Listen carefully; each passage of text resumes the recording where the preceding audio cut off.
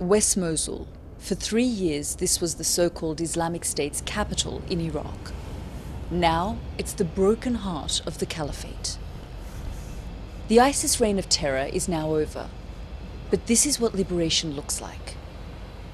The city has been flattened, turned into a graveyard.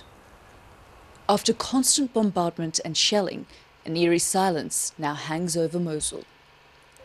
Hundreds of thousands have been displaced.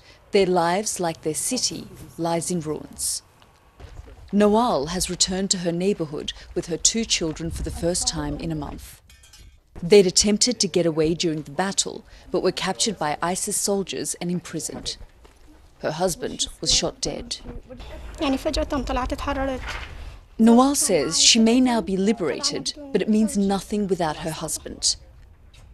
Life, she says, has become even more difficult. The people of Mosul are still paying the price for their freedom. At the local hospital, there is chaos. Every day, people queue up, the injured, the sick, and the traumatized. The battle is officially over, but it's not safe in Mosul. ISIS rigged houses and buildings with booby traps. Returning home now could still mean death. All over the city, there are unexploded devices, and it's now up to the Iraqi military to clean it up. There was a car bomb over there.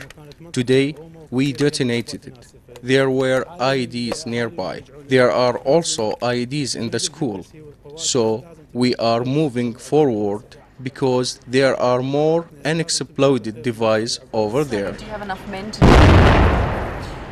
Is that another one?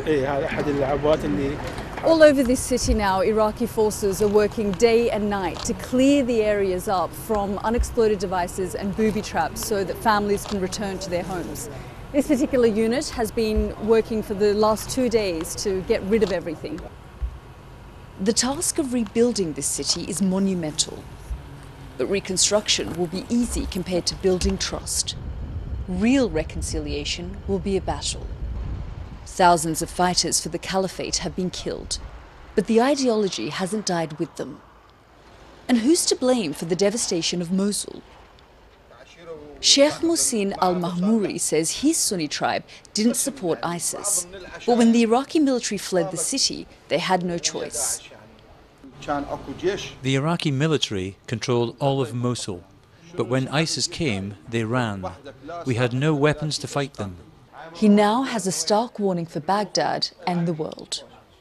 I blame what happened to our city on politics and the leaders. The people of Mosul remain the same. The politicians need to strike a deal.